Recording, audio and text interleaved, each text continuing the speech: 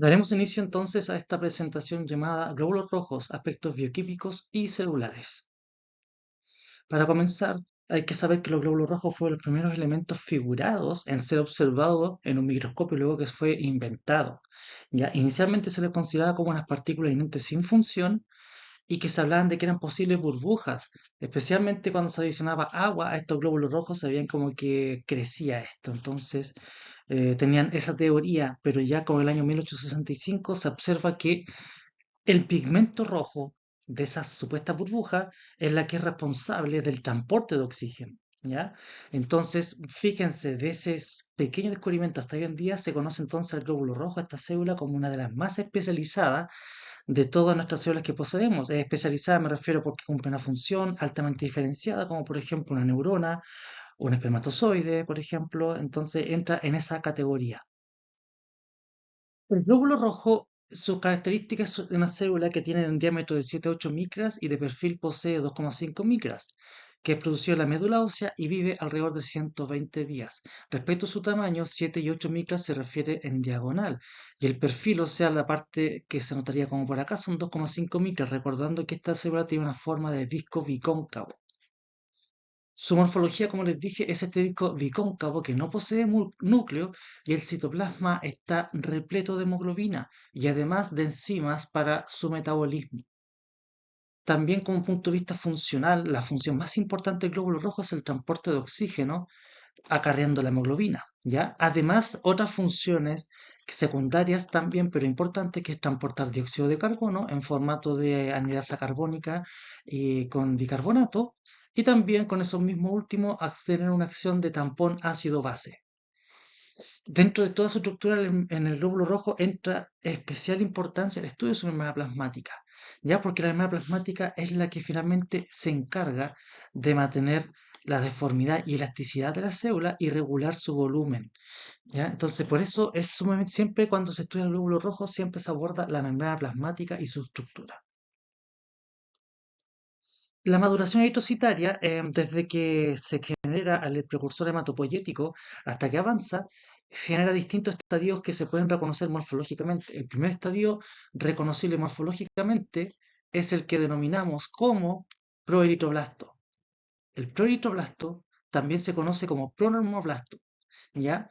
Pero generalmente la nomenclatura normoblasto no está tan utilizada, por lo menos en nuestro medio, sino que la nomenclatura de eritroblasto, por eso es la que vamos a continuar diciendo, ¿ya? Esta célula, entonces, si se dan cuenta, no tiene ningún parecido a un glóbulo rojo, pero este es el precursor inmaduro morfológicamente reconocible, el cual madura a otro estado que se denomina eritroblasto basófilo, ¿ya? También es un glóbulo rojo que posee núcleo, ¿ya? Pero claro, falta aún, está madurando, está convirtiéndose, está pasando después al estado de eritroblasto policromatófilo, en donde ya se dan cuenta que el núcleo está muy condensado, el citoplasma de haber pasado de estos colores más azules ya está empezando a virar a una tonalidad más rojiza, ya eso está debido porque está empezando a producir ya hemoglobina, ya produciendo ya más hemoglobina internamente. Tenemos el eritroblasto ortocromático, que se dan cuenta que tiene la cromatina mucho más condensada que su estado anterior, para después pasar a denominarse policromatófilo, el cual ya se dan cuenta que, por lo menos en tensión Magrin-Valgiemsa, no posee núcleo, pero sí tiene dos características importantes desde el punto de vista del glóbulo rojo, que es más grande que los glóbulos rojos normales, maduros, y además tiene una coloración que es un poco que pasa a un tono más gris azulado, ¿ya? Respecto a la coloración de un glóbulo rojo en una tinción Magritte-Malgiemsa o derivada de Romanowski. En paralelo, ustedes también van a escuchar el concepto de reticulocito, ¿ya? Reticulocito policromatófilo se refiere al mismo estado, pero la nomenclatura del nombre requiere o se refiere principalmente a la tinción. El policromatófilo correspondería a la tinción clásica de hematología, que es Magritte-Malgiemsa. En cambio, el reticulocito utiliza unas tinciones supravitales donde se marca específicamente el ARN y con eso podemos ver cuál es un glóbulo rojo que falta por madurar, o sea que es un reticulocito o un glóbulo rojo o eritrocito como tal. Entonces, finalmente tenemos al eritrocito o glóbulo rojo maduro, que es esta célula que dijimos que no posee núcleo, al no poseer núcleo, se nota finalmente y con este halo central que es reflejo de este disco bicóncavo, porque nosotros hacemos una observación en dos dimensiones, pero las células son tridimensionales al fin y al cabo. La membrana extracitaria, como les dije, es algo importante dentro de su estructura y función, ¿ya? Tiene un 52% de proteína, 40% de lípidos y 8% de carbohidratos. Entre todas sus combinaciones, esta membrana, como se darán cuenta, forma parte de una red importante que se denomina como el citoesqueleto del glóbulo rojo, ¿ya? Está dado netamente por la configuración o la combinación de la membrana plasmática con esta bicapa lipídica, más los conjuntos de proteínas integrales y periféricas que le dan soporte, estructura y esta deformidad y esta flexibilidad.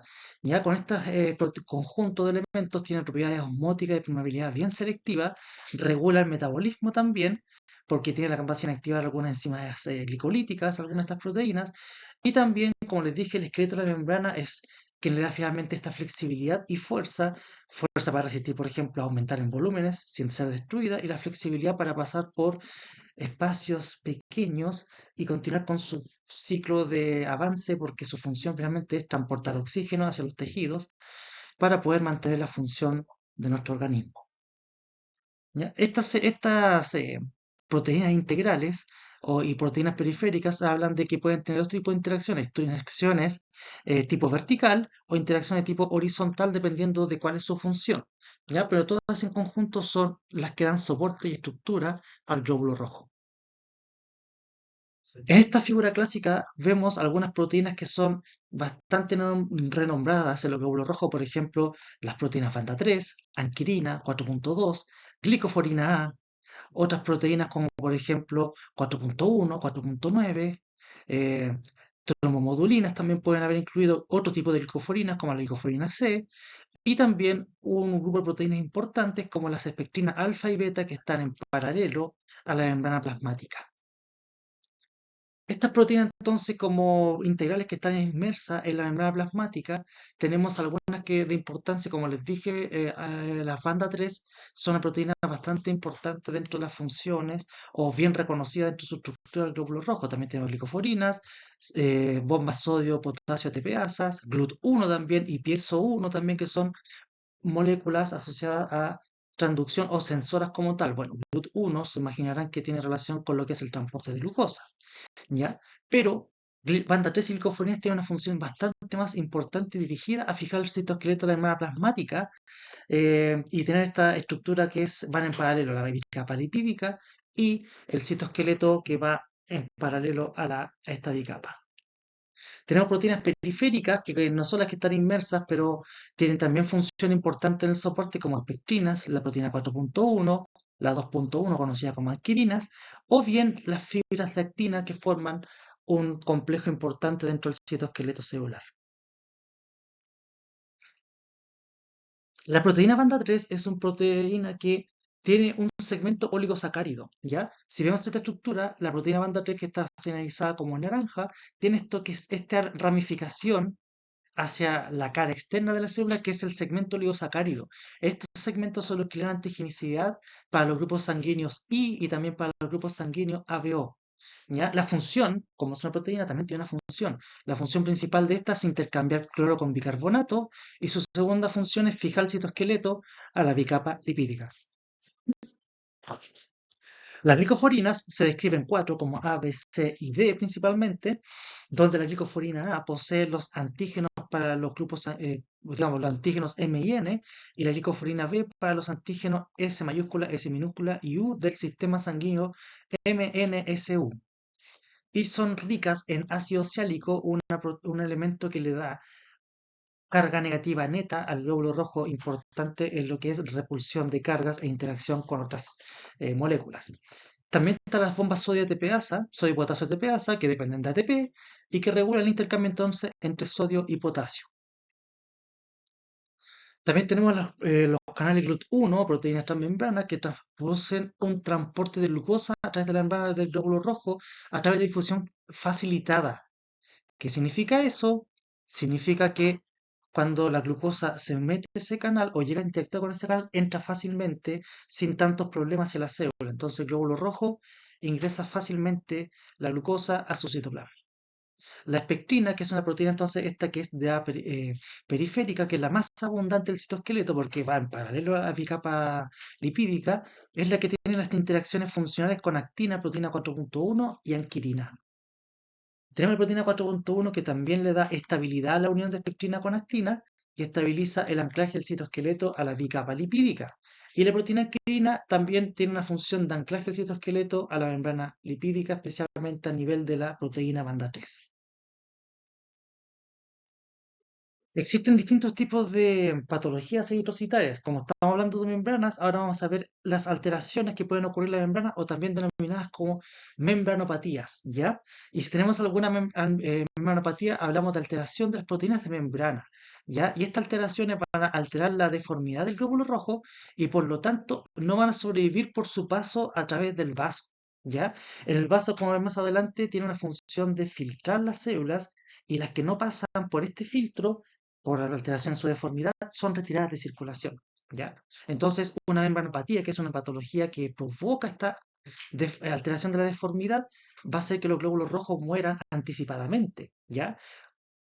Algunas membranopatías clásicas, tenemos la que más destaca, la esferocitosis hereditaria, ¿ya? Donde principalmente lo que fallan hay deficiencias de proteínas espectrinas y anquirina, o bien de banda 3 y proteína 4.2. Cualquier deficiencia en esas proteínas se desencadena en que la forma de los glóbulos rojos cambie y tengan un patrón específico más asociado a un esferocito. Y es una patología heredable, digamos, es una enfermedad congénita. Por lo tanto, por eso se habla de que es esferocitosis hereditaria. También está la eritrocitosis hereditaria, donde los glóbulos rojos ya tienen más forma de eritrocito, donde las principales proteínas que se han visto asociadas a este fenotipo son espectrinas, deficiencia en proteína 4.1 y otras proteínas integrales que pueden estar de forma anormal. Acá tenemos imágenes ya al frotis de pacientes con esferocitosis hereditaria, donde se dan cuenta que la gran mayoría de sus glóbulos rojos, aquí indicados con las flechas, son esferocitos, que son este glóbulo rojo de tamaño pequeño, redondo y que carecen del halo central, ¿ya? Y también tenemos de leptocitosis hereditaria, donde la gran mayoría de los glóbulos rojos del paciente, quiero decir siempre la gran mayoría en estos casos porque no siempre son todos, sino que son un gran porcentaje de ellos, en este caso adquieren la forma de un eliptocito, de esta forma estirada del glóbulo rojo. Ahora veamos el metabolismo eritrocitario. El eritrocito, como cualquier célula, también tiene un metabolismo donde el metabolismo más importante es el metabolismo de la glucosa, ¿ya? Y especialmente por la vía aeróbica de la glucosa, ¿ya? Entonces, al tener este metabolismo, este que va a hacer que finalmente la gran mayoría de los procesos, ya sea de toxificaciones u otros, dependen de esta vía. Acá está ilustrada esta vía con la participación y formación de glucosa hasta llegar a la formación de piruvato y lactato, ¿ya? Pero, por ejemplo, el glóbulo rojo no posee mitocondria, por lo tanto, otras vías metabólicas que conocemos de otras células cuando estudiamos bioquímica, como por ejemplo el ciclo tricarboxílico, el ciclo de Krebs, no se producen porque eso ocurre en las mitocondrias. El glóbulo rojo no tiene ese organelo, ¿ya? Bueno, la glicólisis, como es un elemento clave, hay que entender que aquí el glóbulo rojo no tiene glicógeno, no tiene depósitos. Por lo tanto, este proceso depende netamente de la glucosa que rodea al glóbulo rojo, ¿ya? Este metabolismo puede evitar el daño oxidativo por la especial actividad del oxígeno, regula también la afinidad por el oxígeno, evita la metabolización de la hemoglobina y los productos finales de estos son liberados al plasma para ser metabolizados en otro lugar, en otras células, en otros formatos, ¿ya? Entonces, como es una célula especializada, forma ciertos productos y de ahí para allá los libera porque no le sirven. Entonces deja que otras células, otros elementos se encarguen de ellos. El metabolismo eritrocitario, cómo finalmente ayuda a evitar el daño oxidativo. Esto ya dijimos que dentro de esta vía de glicólisis normal, regula varios pasos, pero el punto clave para el metabolismo, para evitar el daño oxidativo, es la enzima glucosa 6-fosfato deshidrogenasa en una alteración o desvío de la vía glicolítica normal que conocemos a través de una vía que se denomina la vía de las pentosas fosfato o la vía aeróbica también, ¿ya? En donde tenemos la acción mediante la enzima glucosa 6-fosfato deshidrogenasa, vamos a favorecer la conversión de NAD oxidado a NAD reducido, y este finalmente va a pasar el estado del glutatión al glutatión final reducido, que es el que va a detoxificar la especie reactiva del oxígeno, principalmente para evitar los daños a nivel de las hemoglobinas, ¿ya? Pero esta es una vía que finalmente termina acá, pero es un ciclo constante que está ocurriendo, es un elemento clave para evitar eh, esta actividad. Entonces el NADPH es el que mantiene el glutatión en su forma reducida, ¿ya? Entonces va a proteger siempre al glóbulo rojo, ¿ya? Para evitar el daño por la especie reactiva del oxígeno, porque ese es su final propósito, ¿ya? Otra forma es que la hemoglobina o favorece que la hemoglobina mantenga su estado ferroso, la membrana también mantenga su fluidez y impide la oxidación de proteínas, ¿ya? Entonces tiene una función súper importante para mantener la estructura y la funcionalidad del glóbulo rojo. ¿Cómo el metabolismo del hierro puede regular la afinidad por el oxígeno? Bueno, acá tenemos entonces nuestra vía de glicólisis anaeróbica que hemos estado viendo, y acá la molécula clave que evita este proceso es la molécula del 2,3 difosfoglicerato, o conocido como 2,3 DPG o BPG. ¿Cuál es lo importante o dónde se produce? En el paso de esta glicólisis existe una etapa en donde ocurre como una bifurcación de esta vía normal para formar el 2,3 bifosfoglicerato, ¿ya? Y después este vuelve a la vía glicolítica normal. Pero esto está dado netamente por los mecanismos reguladores, porque se habla que a menor cantidad de este 2,3 dPg aumenta la afinidad de la hemoglobina por el oxígeno. Eso quiere decir que la hemoglobina va a capturar más fácilmente el oxígeno, lo va a atrapar y no lo va a soltar. En cambio, ¿qué ocurre si es que hay más 2,3 dPg? Eso provocaría el efecto contrario, que disminuye la afinidad de la hemoglobina por el oxígeno. Eso quiere decir que la hemoglobina ahora sería capaz de soltar este oxígeno, ¿ya? Y eso entendamos, si la hemoglobina transporta el oxígeno, pero también tiene que ser capaz de entregarlo, tiene que ser capaz de soltarlo. Entonces, esto es un mecanismo importante dentro de ese proceso. ¿Cómo el metabolismo hidrocitario evita la metabolización de la hemoglobina? También está dado por la vía glicolítica, ¿ya? Pero la molécula clave acá es esta molécula de ATP que se formó desde el paso del fosfonol piruvato al piruvato. Lo que provoca es que esa ATP es energía que permite convertir la metahemoglobina en hemoglobina, ¿ya? ¿Por qué es importante convertir la metahemoglobina en hemoglobina? Porque si la metahemoglobina se acumula, esta precipita en las membranas y provoca rigidez en esta. Y ya dijimos que la rigidez es un elemento que va a provocar que sea ese glóbulo rojo destruido finalmente. ¿Y cómo provoca esto específicamente?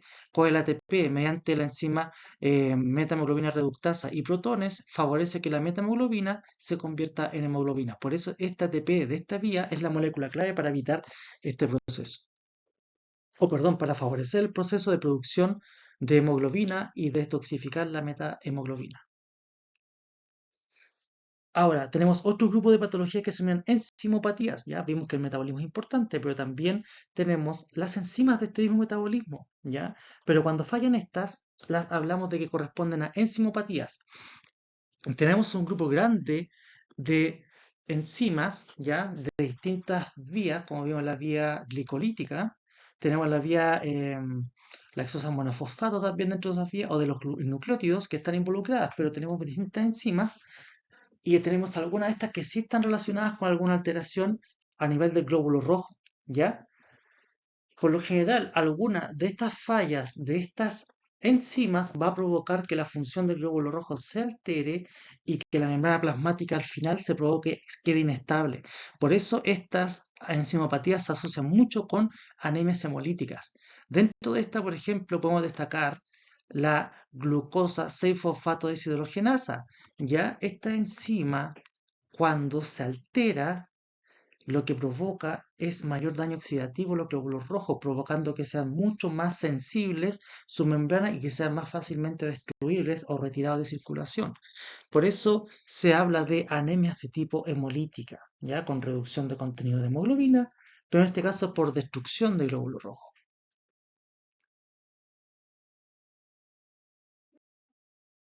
Ahora hablemos de esta molécula que siempre ya la estamos nombrando, pero ¿qué es la hemoglobina? La hemoglobina corresponde a una proteína intracelular eritrocitaria que es altamente especializada y responsable del transporte de oxígeno desde el pulmón hacia los tejidos.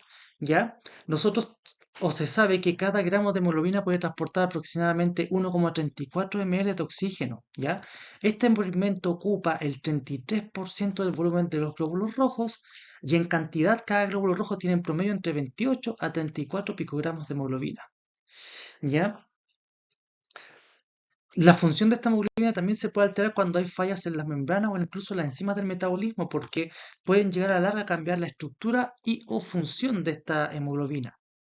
¿Ya? Lo que se sabe es que existe una pequeña cantidad de hemoglobina en el proeritroblasto, pero es muy pequeña, pero la síntesis mayor, ya la producción mayor de hemoglobina es el eritroblasto policromático, o policromatófilo, perdón. Ese eritroblasto el que ya tiene mayor cantidad y se dan cuenta que empieza a cambiar más fuerte el color hacia este citoplasma más clásico de un glóbulo rojo. ¿Ya? Y finalmente la concentración de hemoglobina que tengamos en el cuerpo va a ser finalmente el resultado de qué? De un balance. ¿Entre qué cosa? Entre la producción y la destrucción de glóbulos rojos. ¿Ya? Entonces, mientras tantos glóbulos rojos se destruyen, hay tantos glóbulos rojos que se producen. Entonces, eso provoca que la hemoglobina sea recirculable y que sea utilizada netamente en producir nuevos glóbulos rojos para poder mantener la función normal o compensar en el caso de algún proceso patológico. Como bien les dije entonces, el proteoblasto tiene contenidos pequeños de hemoglobina, ¿ya? Desde el punto de vista de esta distinción no se nota, ¿ya? Pero acá ya vemos que el eritroblasto policromático ya se está dando cuenta de que tiene un color más grisáceo que está mostrando esa tendencia a cambiar a esta coloración rojiza del glóbulo rojo, ¿ya? Y el eritroblasto, bueno, perdón, esa tendencia es porque la hemoglobina acidifica, le dan con una característica más ácida. Entonces la tensión Magritte-Malgiemsa va a detectar eso y va a cambiar en coloración. Y el eritroblasto ortocromático ya tiene mucho más hemoglobina, fíjense, es prácticamente un glóbulo rojo con núcleo, ¿ya? Ya tiene bastante acidificación por su coloración, y eso netamente ¿por qué? Porque hubo una mayor producción de hemoglobina. ¿Cómo es la producción diaria de hemoglobina y de los glóbulos rojos? ¿Ya? La concentración de hemoglobina en un adulto normal es de 15 gramos de cilitro y también consideramos que la volemia en promedio, o sea, el volumen sanguíneo total, es de 5 ml, perdón, 5 litros o 5000 ml. ¿Ya? Entonces, si hacemos esta conversión para ver cuántos gramos de hemoglobina tenemos en total o en promedio, podemos calcular que el peso total de hemoglobina de nuestro cuerpo es de 750 gramos, o por lo menos para este caso que es más o menos promedio, ¿ya?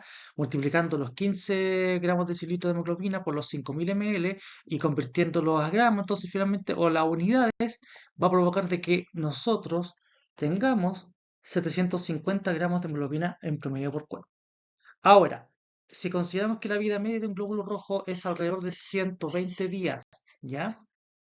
Y que por día se pierde 1 por 120 gramos de hemoglobina, pero a la vez se produce esta misma cantidad, que recuerden que es un equilibrio, pudiésemos considerar que la cantidad de hemoglobina que se produce diariamente y se destruye diariamente corresponde a 6,25 gramos por día. O sea, más que se destruya la cantidad de la hemoglobina que se pierde ya por destrucción del glóbulo rojo y que se sintetiza, sería esa cantidad. ¿Ya? Entonces, tenemos valores como más o menos asociados. Ahora consideremos que la hemoglobina por cada glóbulo rojo es alrededor de 30 picogramos, perdón. Entonces, por cada glóbulo rojo hay 30 picogramos de hemoglobina. ¿Ya? Y si consideramos esto y asociamos factores de conversión, asociamos que tendríamos alrededor en producción diaria 200.000 millones de glóbulos rojos al día. Ya con estos simples cálculos matemáticos daba a entender que la producción de nuestros glóbulos rojos diaria es altísima. Como les dije, la hemoglobina es el pigmento clave, pero ¿por qué está constituido? Estructuralmente es una molécula tetramérica de 66.700 Dalton, está compuesta por 4 proteínas globulares y cada unidad posee un grupo M y una cadena de globina, ¿ya? Estas 4 cadenas de globina se observan en esta figura, pero en realidad lo que vemos dos cadenas de globinas unidas y otras dos cadenas también unidas. y también unidas con un grupo o cada cadena de globina, como pueden darse cuenta, posee un grupo M. Y el grupo M tiene un hierro en estado ferroso, ¿ya? Y cada grupo M es el que es responsable de poder transportar una molécula de oxígeno. Por lo tanto, una hemoglobina es capaz de transportar 4 moléculas de oxígeno, ¿ya? Además, la nomenclatura clara de estas cadenas de globina habla de que la hemoglobina es de tipo alfa 1, alfa 2, con beta 1 y beta 2 en sus cadenas de globinas o en sus formas de sus cadenas de globinas. Estas cadenas de globinas son responsables de la forma y la función de la hemoglobina. Tenemos dos grandes grupos de cadenas de globina. Tenemos las que se denominan como similares a alfa, que tenemos las cadenas alfa y zeta, sí, otra vez el alfabeto griego, y tenemos las no alfa, que se denominan como epsilon, beta, delta y gamma. ¿Ya? Es un nombre un poco extraño que se denominan similares a alfa o alpha-like en inglés, eh, donde está alfa y zeta, y tenemos las no alfa, epsilon, beta, delta y gamma. Por norma general, la hemoglobina tetramétrica está compuesta por dos cadenas similares a alfa, idénticas, y dos cadenas no alfa idénticas, ¿ya? O sea, por ejemplo, sería alfa alfa, beta beta. Lo vimos anteriormente, vimos que era alfa 1 alfa 2 beta 1 beta 2. Puede ser alfa alfa, gamma gamma. Eso es lo que se refiere esta combinación. Además, si consideramos que un par de hemoglobinas similares a alfa y otro no similar a alfa van a poder formar distintos tipos de hemoglobina. Ya entonces existen distintos tipos de hemoglobinas, pero hay algunas que cada una son para algunas situaciones, algunos procesos patológicos o que son para algunos estadios embrionarios. Por ejemplo, acá tenemos, en los estadios embrionarios tenemos las hemoglobinas tipo Grower 1, 2 y Portland, las cuales está constituido, como les dije, por una cadena similar a alfa y una por una no alfa, ¿ya? Por ejemplo, tenemos Z2, epsilon 2, alfa 2, epsilon 2, Z2, gamma 2, ¿ya? A nivel fetal, tenemos la hemoglobina F, la cual está constituida por alfa 2, gamma 2, ¿ya? Que es un gran porcentaje antes del nacimiento a nivel fetal.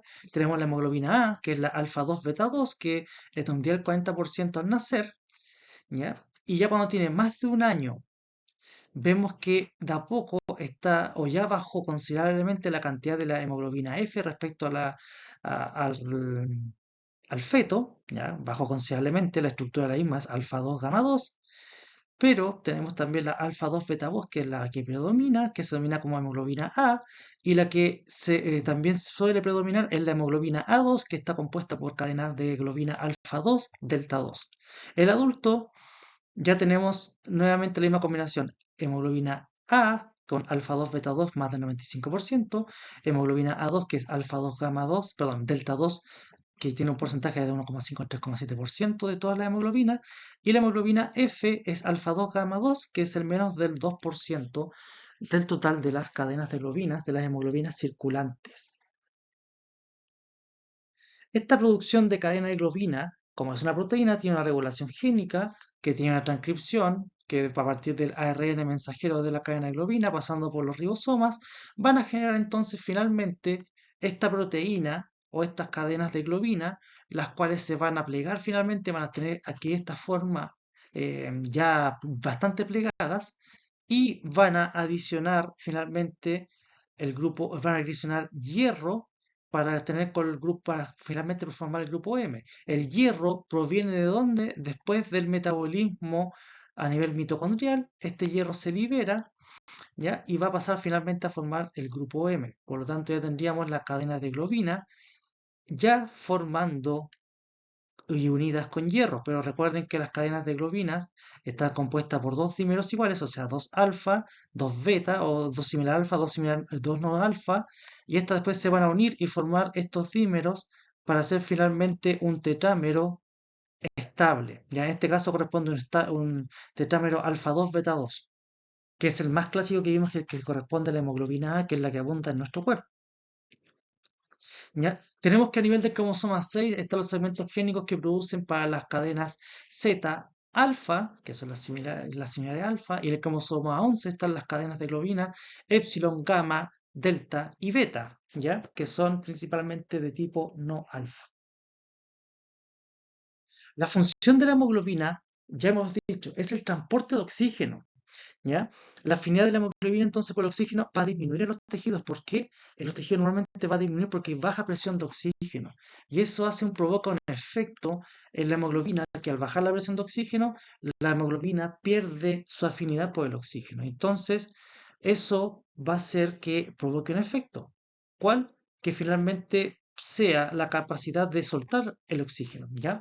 Cuando normalmente la hemoglobina está desoxigenada, tiene puentes salinos en las subunidades que se denomina como forma de tensión. Sin embargo, cuando la hemoglobina está oxidada, o sea, está con oxígeno, no tiene estos puentes salinos y está en su forma relajada. O sea, la hemoglobina, para estar bien en su forma relajada, tiene que tener oxígeno unida, pero no siempre tiene oxígeno unido.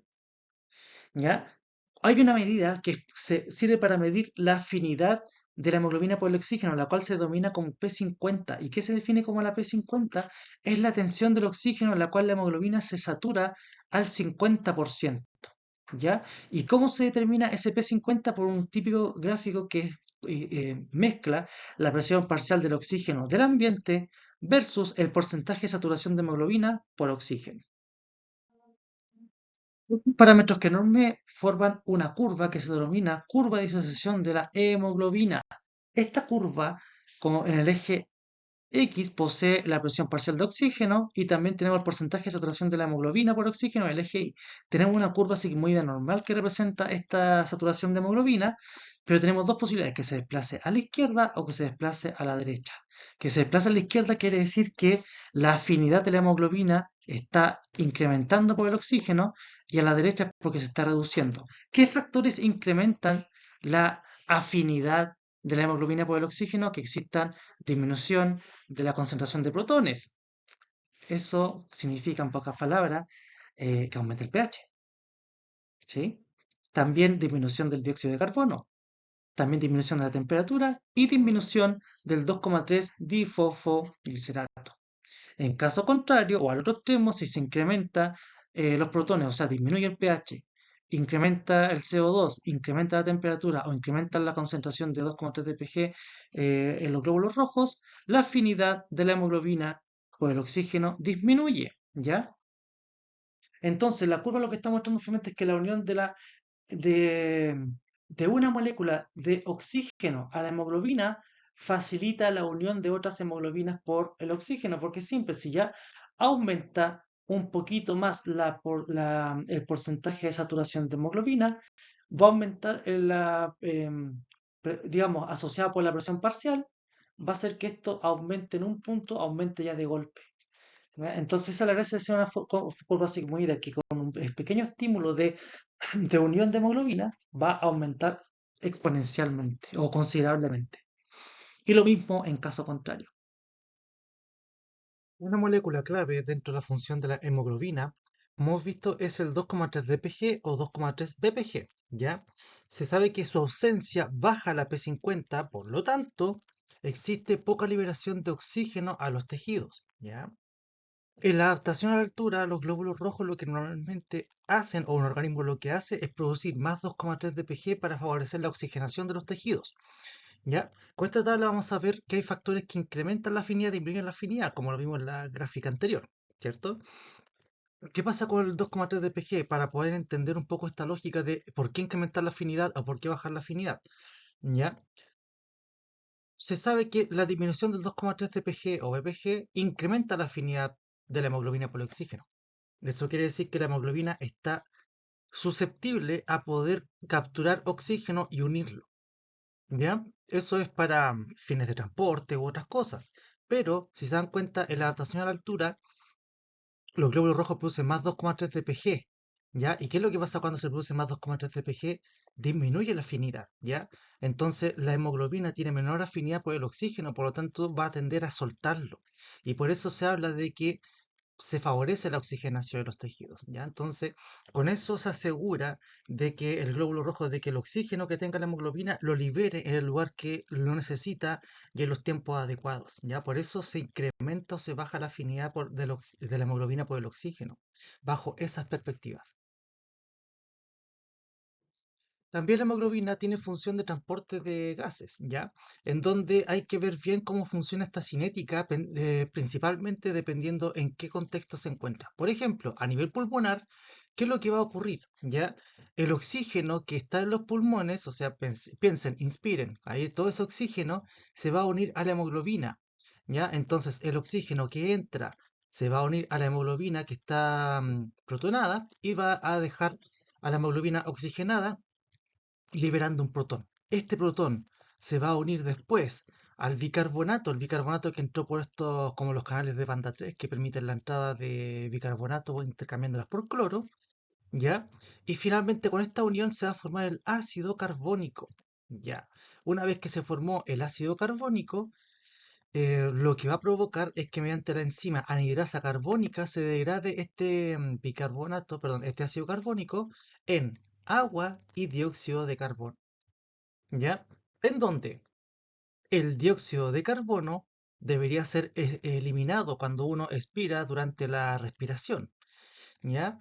Y además tenemos que esta hemoglobina o estas moléculas de hemoglobina van a quedar libres o puede finalmente este CO2 unirse con la hemoglobina, formando este compuesto de carboxihemoglobina, ¿ya? El cual no es el adecuado porque tiene que estar unido con oxígeno.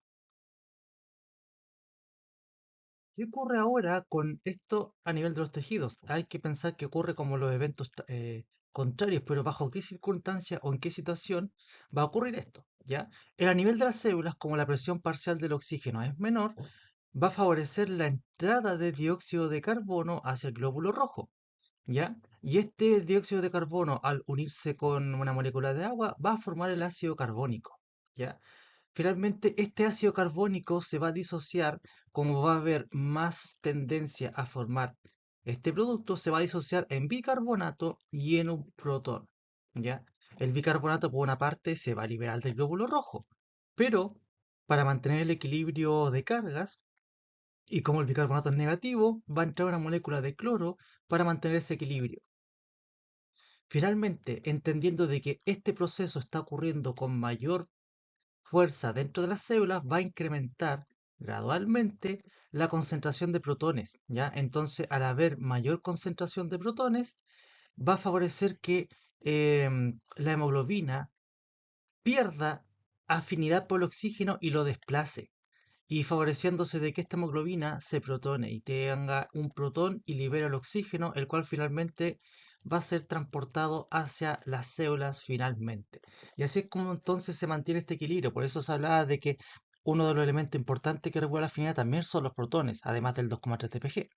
¿Ya? Así que esta es un poco la dinámica que hay que ir entendiendo de cómo funciona el transporte de gases. Existe un grupo de patologías asociadas a la alteración en la hemoglobina que las denominamos hemoglobinopatías, ¿ya? Finalmente, estas hemoglobinopatías son el resultado final de cualquier tipo de anormalidad genética que pueda alterar ya sea la síntesis o la estructura de la hemoglobina. Cualquiera de esas dos ramas se denominarían como hemoglobinopatías, ¿ya? Por lo general se altera, o por lo general la mayor parte de esto o se asocia con la alteración de las cadenas de globina, de la hemoglobina, ¿ya? Y podemos tener dos tipos de problemas que sean cualitativos, donde ya exista un problema de la funcionalidad de la hemoglobina, o problemas cuantitativos, donde exista un problema de la cantidad de esta. En los problemas cualitativos tenemos, por ejemplo, asociado a la solubilidad, como por ejemplo la presencia de hemoglobina C y S, ¿ya? Hay otras que alteran la función como hemoglobina M o la hemoglobina de Chesapeake, también como otra alteración. O bien la estabilidad que sería por precipitación de hemoglobina por la presencia de cuerpos de Heinz. ¿Ya? Entonces cualquier elemento que favorezca la formación de cuerpos de Heinz estaría como en un concepto de hemoglobinopatía. ¿Ya? Entonces estos son solamente funciones que digamos, o alteraciones que alteran la función de la hemoglobina. Pero las que alteran su cantidad presente por glóbulo rojo son las que denominamos conjunto como talasemias. Acá tenemos imágenes de consecuencias a nivel de la morfología eritrocitaria de algunas hemoglobinopatías. ¿Ya? Fíjense, la beta talasemia menor, como están los halos centrales de los glóbulos rojos, se notan bastante grandes. Ya, eso es un reflejo de que cada glóbulo rojo tiene menos contenido de hemoglobina que un glóbulo rojo normal. Las alfa-talasemia mayor, por otra parte, son mucho más evidentes los halos y además fíjense, estas células que están acá son precursores eritroides, como intento de compensación de la médula ósea para liberar más glóbulos rojos antes para que tengamos más cantidad de hemoglobina para transportar oxígeno. ¿Ya? Acá tenemos entonces otros dos elementos asociados con la función de la hemoglobina, como por ejemplo la formación de los cristales de hemoglobina C, que ahí están indicados en la figura, cuáles son en particular, que son por problemas de solubilidad, o bien el drepanocito, que es una alteración morfológica, pero este solamente se forma cuando ocurre la aparición de la hemoglobina S, que es un problema ya estructural que hace que el glóbulo rojo adquiera esta forma cuando ocurre un proceso de desoxigenación. Bueno, hemos hablado entonces de dónde se producen los glóbulos rojos, cuál es su función particular, cuáles son sus principales alteraciones desde el punto de vista de la membrana, del metabolismo, o digamos de las enzimas, o bien de la hemoglobina como tal, pero también tiene que ser destruido el glóbulo rojo. Entonces, la destrucción principal ocurre en el vaso, pero existen otros órganos también que están asociados con funciones similares al vaso, pero no tanto como el hígado también, pero la función principal de destrucción más fisiológica se ocurre dentro del vaso. El vaso tiene tres funciones si lo pensamos del punto de vista de la hematología, ya porque el punto de vista de la inmunología ustedes ya lo estudiaron como un órgano linfoide secundario. Entonces acá hay que verlo desde el punto de vista desde la hematología, ¿ya? Una de sus funciones es de sacrificio o de sacrificar. ¿Qué se refiere con esta función? Que tiene la función de destruir glóbulos rojos senescentes. Ahora, ¿cómo se da cuenta que hay glóbulos rojos senescentes? Porque cada vez que el glóbulo rojo envejece, su membrana plasmática es frágil, es rígida, o bien tiene mayor cantidad en la cara externa de fosfatilcerina. ¿Ya? Además de glóbulos rojos senescentes, ahí se sacrifican los glóbulos rojos dañados o que son menos deformables. Y esto está dado ¿por qué? Por los cordones de la pulpa roja. ¿Ya? En estos cordones de la pulpa roja, por su función, por su diámetro tan, involucrado, favorece una vía de tránsito lento para los glóbulos rojos o para todas las células que pasen por ahí. ¿Ya? Entonces, ¿qué va a ocurrir al haber un tránsito lento? Va a haber más concentración de glóbulos rojos y va a generar un ambiente que es hipoglucémico e hipóxico. ¿Ya? Ambos ambientes serían peligrosos para glóbulos rojos viejos o dañados, ¿ya? Porque no tienen la misma capacidad de respuesta de adaptación que un glóbulo rojo más joven, ¿ya? Y también esta vía de tránsito lento también es rica en macrófagos, que son encargados de eliminar también glóbulos rojos dañados, ¿ya? Entonces los macrófagos, mediante, por ejemplo, pueden reconocer receptores mediante sus receptores de inmunoglobulinas, pueden reconocer a los glóbulos rojos que están recubiertos de anticuerpos, o que tengan moléculas de complemento, o algún otro tipo de moléculas, como por ejemplo fosfatilcerina. Otros son capaces de reconocer y fagocitar a ese glóbulo rojo ya dañado o envejecido. Pero, sin embargo, en esta ruta, los glóbulos rojos normales las pueden superar estas adversidades y vuelven a recircular. ¿Ya? Si más que nada este espacio está bien limitado, ¿para qué? Para poder sacar de circulación a los glóbulos rojos dañados, menos deformables o senescentes. La segunda función del vaso es la función de picoteo o de picotear. ¿Qué se refiere con eso? Es que la función de picotear es que picotea, literalmente picotea partículas adheridas a los glóbulos rojos sin destruirlos. Es como que le retiran pedazos de su membrana plasmática para hacer eso, ¿ya? Y esto está dado ¿por qué? Por los macrófagos que están presentes en el vaso, que están encargados de remover complejos antígeno-anticuerpos libres y además los que puedan estar adheridos a los glóbulos rojos, ¿ya? Los glóbulos rojos cuando se le arranca la membrana puede volver a cerrarse, ¿ya? Pero sin embargo, cuando este proceso ocurre con mucha frecuencia o con bastante cantidad, esto va a generar algunas consecuencias importantes. Por ejemplo, hay que considerar que el glóbulo rojo no puede sintetizar lípidos, es una célula especializada para el transporte de oxígeno u otras cosas más, pero no puede sintetizar lípidos, ¿ya? Y si estas picaduras llegan a ser extensas, se va a reducir finalmente la la relación superficie-volumen. Por lo tanto, al reducir esta superficie-volumen, cuando se vuelva a unir esta membrana plasmática para tapar esas picaduras, finalmente va a provocar la formación de esferocitos, que es este glóbulo rojo pequeño y redondo, y literalmente esferocito porque es una pelota, ¿ya? Y ya no es un disco bicóncavo como hemos visto al principio. Entonces, eso es un efecto de la función de picoteo que puede tener también el vaso. Y también tiene una función de almacenamiento o de almacenar, ¿ya? En donde su función de almacenamiento se refiere a células sanguíneas, no necesariamente glóbulos rojos, pero células sanguíneas como linfocitos y macrófagos, como ustedes ya bien saben, por su función de órgano linfóide secundario, y también de plaquetas, ¿ya?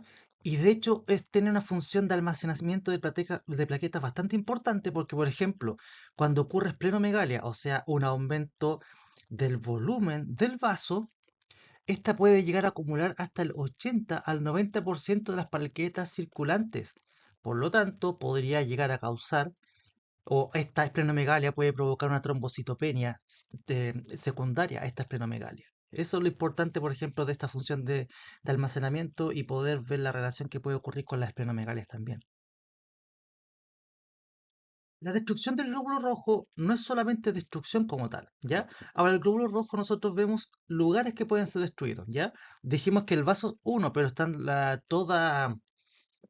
todos estos órganos que tenga el sistema retículo endotelial, donde existen macrófagos u otras células, una circulación más lenta, donde pueden hacer una destrucción del glóbulo rojo, ¿ya? Pero sin embargo, hay que entender algo. La destrucción del glóbulo rojo puede ser por dos vías.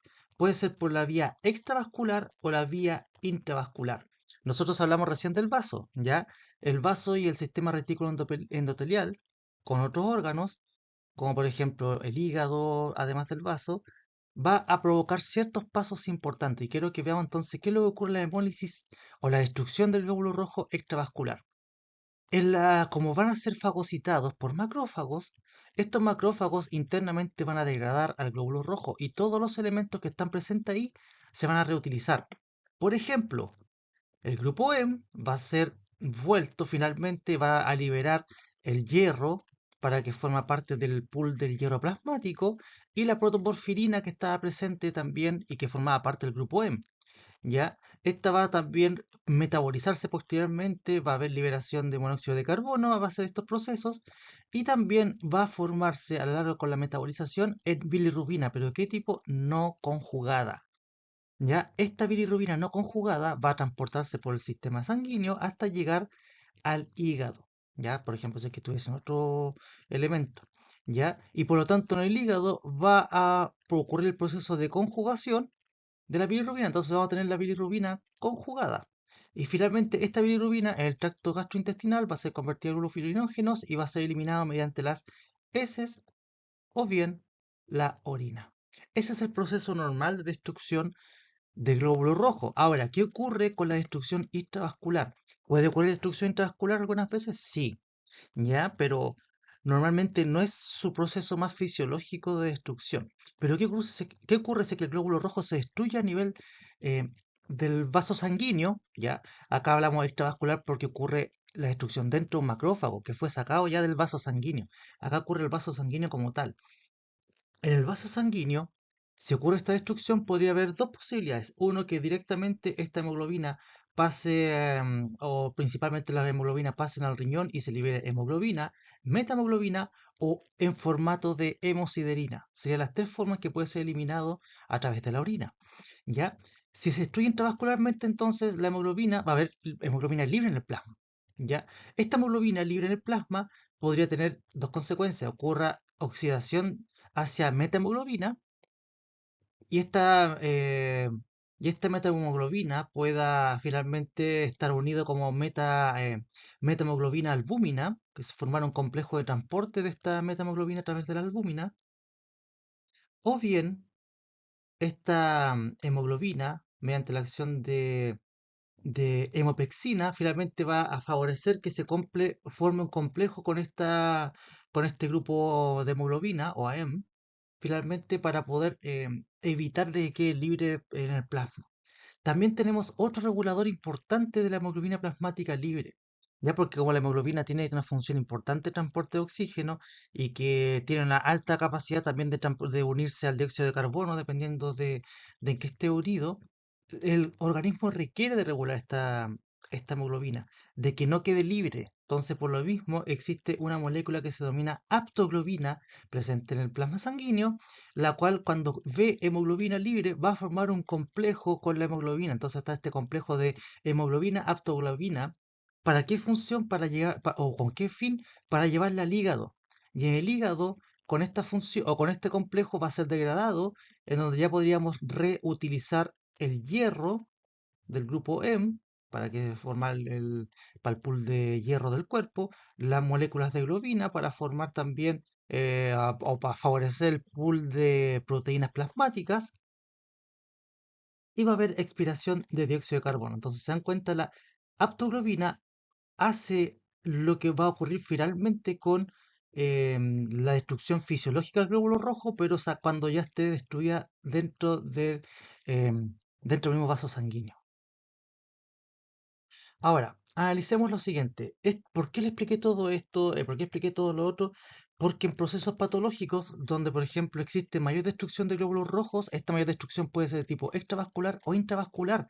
Entonces, dependiendo de eso, pueden pasar distintos eventos. Por ejemplo, si hay una hemólisis de tipo intravascular, que es la que, digamos, si había destrucción de glóbulos rojos, donde se favorece la destrucción intravascular, por ejemplo, en el laboratorio se pueden medir los niveles de aptoglobina, que la aptoglobina, una vez que forma con los complejos con hemoglobina, ya no se reconoce, entonces se detecta que sus niveles disminuyen, o cuando esta destrucción intravascular es tanto, ya son casi imperceptibles o indetectables estos niveles. Ya también los niveles de medición de hemoglobina o metahemoglobina o hemosiderina en la orina también pueden ser una prueba de laboratorio que pueda apoyar el diagnóstico. Desde el punto de vista si la hemólisis es extravascular o esta la que predomina, ¿qué cosas pudiesen llegar a pasar? Pudiesen llegar a pasar, por ejemplo, alteración o incrementos de bilirrubina en la sangre, ¿ya? Donde dependiendo si puede ser de tipo no conjugada o conjugada, es la que puede estar ahí ocurriendo. También la presencia de mayor presencia de urobilinógeno, ya sea en heces o en orina, también puede ser otro elemento. Entonces se dan cuenta con este panorama, entendiéndolo bien, se va a poder interpretar, por ejemplo, las pruebas complementarias del hemograma que pueden evidenciar destrucción de glóbulos rojos. ¿Cómo se evalúa la función eritrocitaria? En el laboratorio existen varias pruebas que pueden ayudar directa o indirectamente a evaluar la función eritrocitaria. ¿Ya? Por ejemplo, si hablamos de, para poder evaluar la producción y destrucción de los glóbulos rojos, primero, lo más clave sería tener el recuento de los mismos glóbulos rojos. El hematocrito también es un elemento que también va de la mano con el recuento de glóbulos rojos, ¿ya? Pero, por ejemplo, existen otros elementos también asociados con la destrucción, como la enzima lactato deshidrogenasa, la cual está altamente concentrada dentro del glóbulo rojo y cuando se destruyen, sus niveles aumentan considerablemente. ¿Ya? Pero no es específica para el glóbulo rojo. Cuando existe destrucción celular, va a haber incremento de lactato deshidrogenasa. ¿Ya? Pero si sumado con otros resultados, pudiese sospechar de que es destrucción de glóbulos rojos. También, como les dije, la bilirrubina. La determinación, ya sea la versión directa o indirecta, puede ayudar al diagnóstico y a la orientación si la hemólisis es de tipo intravascular o extravascular. La aptoglobina también, ¿cierto? Pero además, el recuento de reticulocitos. Ya recuerden que el reticulocito es este precursor eritroide que lo utilizamos con una tinción en particular. Ya ahí podemos hacer el recuento como tal y podemos ver indirectamente la producción a nivel de la médula ósea. Y también la eritropoyetina, que es un factor importante estimulante de producción de glóbulos rojos. Ahora, si queremos ver dentro de la función eritrocitaria la hemoglobina principalmente se ve viendo su concentración y también indirectamente a través de los niveles de hierro en la sangre, como la ferremia, o la capacidad total que tiene la transferrina para para saturarse completamente de hierro, que eso significa el TIBC por su sigla en inglés, capacidad total de saturación de la transferrina. Los niveles de ferritina, que es el depósito que ocurre, que tenemos de hierro en nuestro cuerpo, la transferrina también. Entonces, la hemoglobina, además de ver su concentración, también se podía evaluar indirectamente mediante pruebas de la cinética del hierro. Si vamos a hablar de la forma del glóbulo rojo, porque hay veces que la forma también involucra su función, tenemos todo lo que se analiza dentro de la morfología y otros parámetros como los índices. Por ejemplo, tenemos tamaño, ya el tamaño mismo que podemos ver al microscopio, o con el control hematológico mediante la BCM o la amplitud de distribución eritrocitaria. También tenemos la cromía, o sea, la coloración, desde el punto de vista que vemos al microscopio, o con el control hematológico con la HCM y la CHCM. La misma morfología eritrocitaria también es un elemento clave, presencia de inclusiones, o si estas se agrupan, sé que pueden haber parásitos o bacterias que atacan directamente a los glóbulos rojos, o bien sé que existe la presencia aumentada de formas inmaduras de estos glóbulos rojos. Bien, vamos a ver ahora algunas pruebas de laboratorio que sirven para evaluar la función eritrocitaria que no hemos visto con tanto detalle, por ejemplo, cuando vimos la clase de hemograma, ¿ya? Porque hay muchos de los parámetros cuantitativos que vienen a partir del hemograma. Los otros parámetros más accesorios, no, perdón, los complementarios, que son más del área bioquímica, no lo analizaremos todavía, sino que cuando ya avancemos en los cursos de hematología y ya estemos viendo anemias. Bien, el primer parámetro corresponde entonces al tamaño. Ya recuerden que como ustedes finalmente en el microscopio reconocen un glóbulo rojo de tamaño normal, fácilmente reconociendo al linfocito como en reposo. Este linfocito pequeño de cromatina bien condensada y con escaso citoplasma de una basofilia leve. Ya el núcleo de este linfocito es aproximadamente similar al tamaño de un glóbulo rojo normal, ¿ya? Y quiero ser categórico, aproximado, ¿ya? Recuerden que el glóbulo rojo su diámetro va de 7 a 8 micras y en volúmenes van de 82 a 96 femtolitros, ¿ya? ¿Qué ocurre si el tamaño del glóbulo rojo es menor? Paulatinamente nosotros asociamos el concepto de microcitosis, ¿ya? Cuando los glóbulos rojos están con menor tamaño. Si los glóbulos rojos son de mayor tamaño, nosotros acuñamos el concepto de macrocitosis. Acá tenemos ejemplo de glóbulos rojos que están indicados acá con microcitosis, cuyo VCM es menor a 80 femtolitros. Tenemos glóbulos rojos de tamaño normal en lo general, glóbulos rojos con macrocitosis, digamos, o muestras con macrocitosis, o bien, cuando existe, o ya sea con predominancia de tamaños pequeños o grandes, o ambos, el concepto que se involucra es anisocitosis. ¿Cómo lo conllevamos nosotros de acuerdo a los índices eritrocitarios? Generalmente, si vamos a esperar que existan glóbulos rojos o exista microcitosis en una muestra, es porque la BCM de ese paciente va a ser menor a 80 femtolitros. ¿Ya? Eh, si está entre 80 y 100 es probable que, que los glóbulos rojos de tamaño estén normales, ¿ya? Y macrocitosis porque mayor a 100 femtolitros. Bueno, antes les dije que era de 82 a 96 femtolitros, que eso es lo más actual, pero recuerden que el 80 a 100 femtolitros es como la medida más internacional, entonces puede que se me escape a veces, pero hay que ajustarlo de acuerdo a la realidad nacional también. ¿Ya? Pero hay algo importante, ustedes van a ver estas figuras y van a decir, pucha, pero son un par de glóbulos rojos, porque es así. No es que sea todo, sino que es una pequeña población, está siendo menor o mayor, depende de la producción de la médula ósea también en ese sentido. Así que hay varios factores que lo involucran, pero no es un todo o nada, sino que son algunos que pueden ser pequeños, otros que pueden ser grandes, o pueden haber mezclas de ambos, ¿ya? De pequeños grandes y también de tamaño normal. Acá tenemos histogramas para confirmar o para ver el tema del volumen eritrocitario. El volumen eritrocitario, recuerden que nosotros lo podemos ver desde el punto de vista del laboratorio con dos parámetros, que es el volumen corpuscular medio o la amplitud de distribución eritrocitaria. ¿Ya? Uno que ve el volumen como tal, el volumen promedio de los glóbulos rojos, y otro ve cómo se distribuyen estos volúmenes. ¿Ya? Y estos generalmente, cuantitativamente se obtienen de los histogramas de los glóbulos rojos. Y acá tenemos 12 histogramas de glóbulos rojos con distintas situaciones. Fíjense, el A corresponde a una muestra normal, cuyo BCM y RW son normales, pero fíjense en el B y en el C, sus BCM son bajas. Bueno, estas son de pacientes como tal, pero cuyo RDW, fíjense, en el paciente B es alto, pero en el C es normal. Ya una cosa es que tengan los glóbulos rojos de tamaños distintos y otra cosa es que tenga una distribución amplia de sus volúmenes. Por ejemplo, el C en resultado mostró un BCM bajo, pero con RDW normal. ¿Qué quiere decir? Que los glóbulos rojos son más pequeños, pero todo predomina hacia ese tamaño pequeño. En cambio, la B, donde tenemos glóbulos rojos de tamaño pequeño o de volumen pequeño, pero RW alto, que eso quiere decir que predominan poblaciones pequeñas, pero también hay glóbulos rojos de tamaño normal o inclusive pueden haber altos. Por eso hay una amplitud en la distribución de los volúmenes de los eritrocitos. ¿Qué ocurre con el caso del D? El D tiene un VCM alto, pero su distribución es normal. El E, por su parte, es alto la VCM, pero la distribución de los volúmenes es alta, ¿ya? Fíjense, este es el E. Eso es lo que está mostrando, que están más grandes los glóbulos rojos, pero a su vez este incremento hace que demuestre que los glóbulos rojos, la gran mayoría de ellos, tienen este tamaño, por eso hay menor distribución de volúmenes. No así en el D, que habían en promedio glóbulos rojos un poco más grandes, pero la distribución de los volúmenes en total es bajita, o se consideraría normal.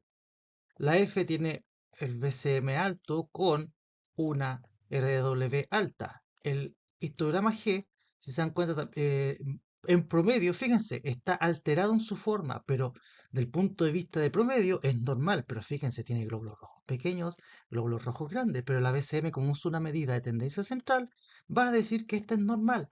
En cambio, el RW es alto, porque claro, la BCM es una medida de tendencia central, pero el RW muestra la distribución. Y por ejemplo, este gráfico que ya se ve que es alterado, no es como el A, que este es el típico del glóbulo rojo, va a mostrar un volumen normal, pero el AD o el RW va a mostrar de que aquí la cosa no está tan normal.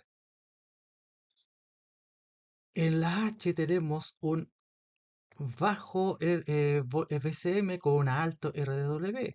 El I también bajo VCM con un alto RW. Ahora quiero que analicemos los histogramas en J, en K y en L. ¿Ya? Por ejemplo, en J se ve que está bajo el RW con un alto, perdón, bajo VCM con un alto RW. En K y el L el VCM es normal, pero la RW es alta. Pero fíjense la morfología o la forma del histograma. Lo que se observa en el histograma es que existen dos poblaciones, ¿ya? Y eso es cuando ocurre principalmente, puede ocurrir, por ejemplo, en transfusiones sanguíneas o cuando ya ocurren daños bastante grandes de los glóbulos rojos y está empezando a predominar la aparición de otra población con otras características morfológicas que los glóbulos rojos normales. ¿Ya? Entonces, para que vean que este histograma que sale a partir del contador hematológico y mediante estos dos valores nos puede permitir asumir qué ocurre o qué puede ocurrir dentro de la observación microscópica, para confirmar si es así o informar otras cosas que pueden ocurrir y que no se observan a partir de este histograma. La cromía, que es la coloración de los glóbulos rojos, se describe que un glóbulo rojo, que tiene entre 28 y 32 picogramos de hemoglobina, debe tener un halo, el cual debiese representar un tercio del glóbulo rojo. Fíjense acá abajo la simbología. Este halo debiese representar como un tercio del tamaño total del glóbulo rojo.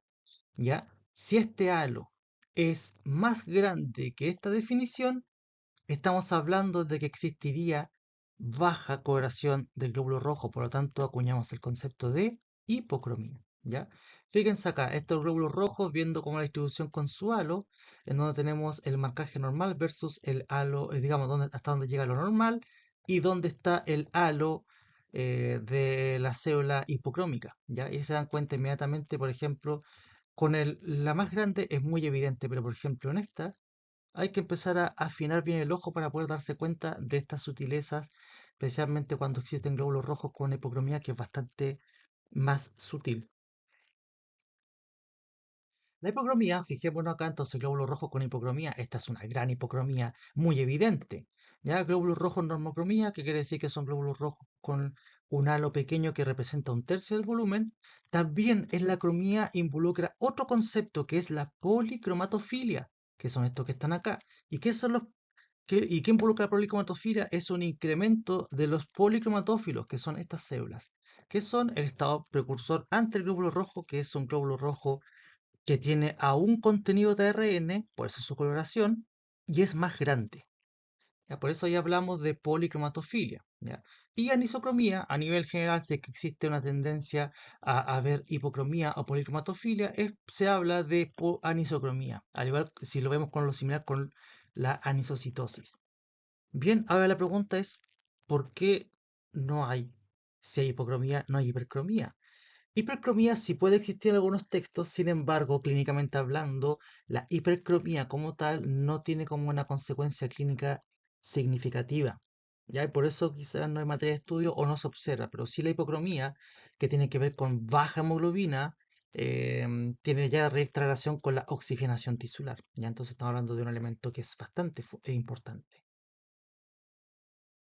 También la función la evaluamos con la morfología. Ya, de acuerdo a los lineamientos nacionales con el ISP hasta la versión actual de la recomendación de ISP, reconocemos 18 conceptos distintos asociados a la morfología, ¿ya? Donde tenemos acantocitos, codocitos, queratocitos, draqueocitos, drepanocitos, eliptocitos, ovalocitos, megalocitos, esquistocitos, equinocitos, esferocitos, estomatocitos, serocitos, microferocitos, nisocitos, poiquilocitosis, dimorfismo y embrote. Y a la derecha se observa el nombre que no se recomienda usar, pero que si ustedes pueden encontrar en distintos textos de la literatura. Entonces, por eso están puestos ahí para que ustedes sepan que un texto pueden encontrar este nombre, pero nos referimos nosotros al nombre consenso, que es como debiésemos estarlo informando. Esta figura es algo que ustedes pueden ver en el laboratorio, que es como una ayuda fácil a entender la morfología heterocitaria, ¿ya? ¿Con qué podemos comparar esta morfología anormal con objetos como más cotidianos dentro de nuestra vida? Pero recuerden que esta figura la tenemos pegada en nuestro laboratorio de microscopía, donde pueden observarlo constantemente y empezar a observar cada una de ellas y empezar ya a reconocerlos y recordar, esto tiene, por ejemplo, como más una forma de mora, esto es un equinocito, porque si tiene forma como más de espina, no sé, pues como un pez globo o Sonic con sus chascas, sería un acanthocito. ¿Ya? Ahí son distintas situaciones. Ya, por ejemplo, el estomatocito, que es este halo central del glóbulo rojo alargado, como por ejemplo un ojo de cordero. ¿Ya? Puede ser una alternativa para poder ver. Y aquí, por ejemplo, miren esto. El microferocito es comparado con una pelota de ping-pong. Sin embargo, el esferocito es comparado con una pelota de tenis. Ambos son redondos, solamente que uno es mucho más pequeño que el otro. También existen inclusiones a nivel de eritrocitos, ¿ya? Podemos tener distintas inclusiones dependiendo de qué material sean y también en qué tensiones las podamos ver. Estas inclusiones, por ejemplo, si es que son de restos de ADN, ARN, podemos tener punteado basófilo, cuerpos de Howell-Jolly, principalmente, y que se observan con la tensión McGee-Malgiemsa, ¿ya? O sea, con la normal dentro del frotis. También tenemos el resto de membrana, que son los anillos de Cabot, depósitos de hierro, que son los cuerpos de Peppenheimer, y los parásitos, principalmente, que pueden ser denominados como gránulos de Snuffer o Maurer, principalmente por los parásitos intracelulares, ¿ya? Y también la hemoglobina cristalizada como presencia de cristales de hemoglobina. Entonces, todos estos que les dije acá y que están en esta coloración se observan en el microscopio con la atención McGee-Malgiemsa. Ahora, también tenemos hemoglobina precipitada, pero estos se observan con otras tinciones, como por ejemplo la hemoglobina H, o los cuerpos de gen se observan con atención ya suprarvitales, como de la circunstancia brillante o el azul de metileno. Entonces, por eso depende en qué tinciones, cuáles van a ver, pero si es un frotis normal de un paciente que ustedes tenían en el laboratorio y van a ver, estas son las posibilidades de inclusiones para observar. Dentro del ISP existe la agrupación, otros aspectos relevantes, los cuales involucran la agrupación, hemoparásitos y bacterias. La agrupación de glóbulos rojos puede estar en forma de Rulox o aglutinación de estos. Y los hemoparásitos podemos ver en frotisanguíneo Plasmodium, Trypanosomas o Babesias.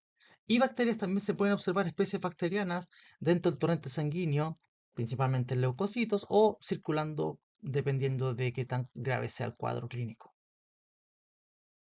También en la etapa final está la maduración o diferenciación, en donde nosotros podemos ver en un frotis de sangre periférica normal precursores eritroides, eritroblastos basófilos, policromáticos, ortocromáticos, entre otros, y que están presentes en el frotis sanguíneo. Pero, por ejemplo, ¿para qué es importante esto?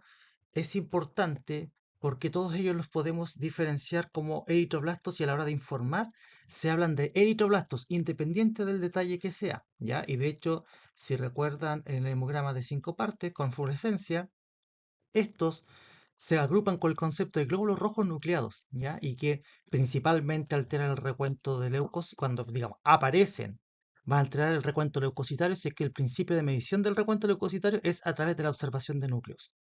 ¿Ya? Es por eso que es la importancia de cuando están, también cuantificarlos para poder hacer las correcciones correspondientes. También dentro de la diferenciación existe el concepto de displasia eritroide. Ya esto, una cosa es que puedan aparecer los precursores eritroides, pero otra cosa es que aparezca en forma de displasia, en donde es tanta la compensación medular por medula ósea por utilizar por suplir la faja de hemoglobina que empieza a enviar precursores eritroides y empieza a producir mucho a una producción altísima. Ya acá tenemos algunos ejemplos de lo que ocurre cuando hay displasia eritroide con la morfología de los precursores eritroides principalmente, o también de los eritrocitos. Ya, por ejemplo, podemos encontrar núcleos pignóticos en los precursores eritroides asociados con muerte celular, o con cariorexis, asociado también al proceso ya de entrando a mitosis celular. También tenemos con vesículas nucleares, o sea, núcleos con una pequeña prolongación. También tenemos la alternativa de observar puentes, aquí se observa bien, o puentes cromatínicos entre dos precursores eritroides, también es un elemento que se observa bastante común en estos eventos de displasia.